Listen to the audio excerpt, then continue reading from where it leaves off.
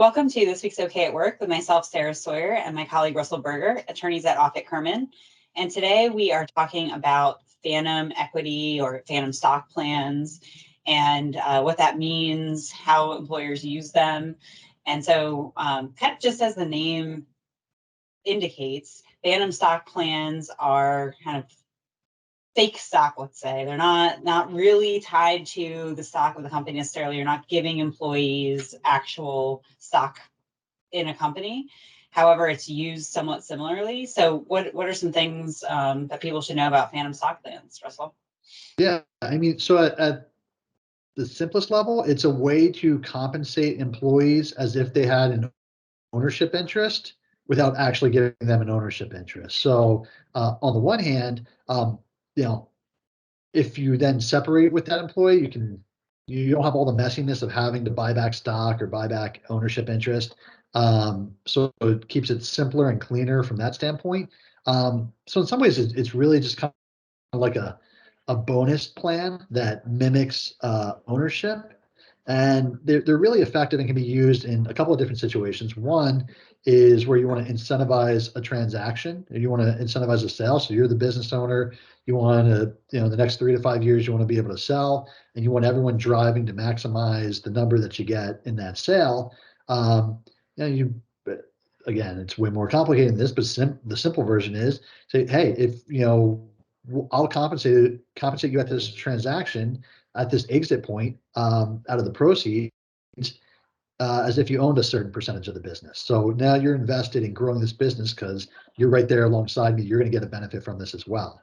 Um, Another way to do it is just to kind of keep and engage employees and get them thinking more about the best interest of the business and the profits of the business as opposed to kind of their own silo that they might be in. So you can pay proceeds on it on an annual basis. You can make it an annual bonus as opposed to a transaction-based bonus. So there's a lot of different things you can do with it.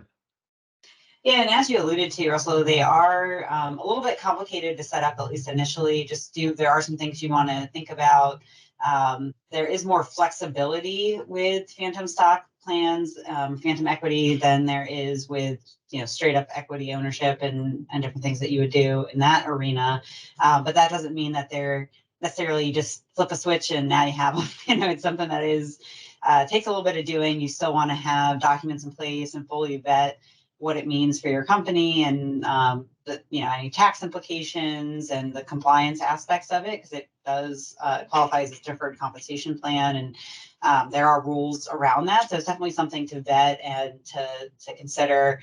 There's equity issues around it as well, as far as who you offer it to, how you offer it. Those types of things as well. So there's definitely some pieces to it. It's not something you do in a day and all of a sudden you have a plan. So it's something that, as you alluded to with a sale, for example, you want to start thinking about it a couple of years in advance of a sale, probably, to make sure that it's actually worthwhile and spending the time and money to put it in place and administering it. But it can really be a useful tool. And just because something's complicated doesn't mean it's not worth doing. There's a lot of things that we do for our clients that aren't necessarily easy at first, but can be really beneficial and bring a lot of value to the company. So this is one of those areas. Yeah, well, and like we've talked about, I mean, it's just another way to incentivize employees, and we've talked a lot about incentivizing employees to do what you want them to do to help you achieve your goals as the owner or the manager. This is another way to do it. And it's more for, it's not for every employee, it doesn't fit in every situation, but particularly for higher level employees and people that, really, you want aligned with your goal, your overall goals, including profit, or building towards that transaction. It can be a really effective tool. So it's just another thing, another tool you have available to you as an employer.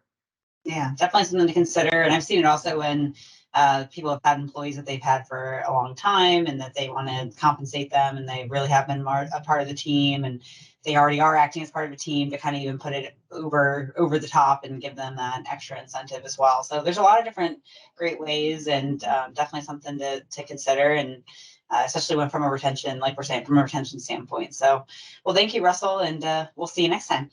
Thanks, Sarah.